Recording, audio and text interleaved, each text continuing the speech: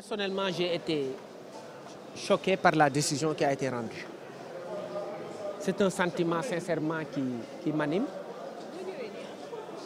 parce que je pensais qu'il était temps qu'on respecte un peu les droits de la défense.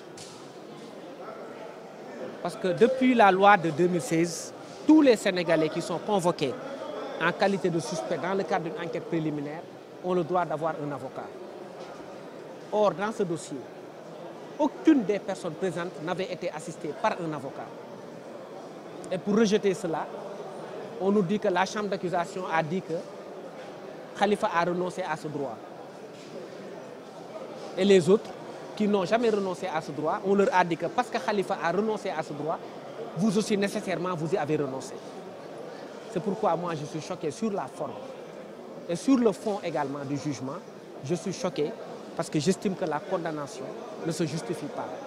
Parce que c'est une condamnation qui n'est pas fondée sur des règles de droit. Et c'est une condamnation donc que je trouve injuste. Moi, ce que je peux dire, c'est que je ne suis pas d'accord avec la décision qui procure un sentiment de choc. Parce que nous sommes comme désarmés dans cette justice-là.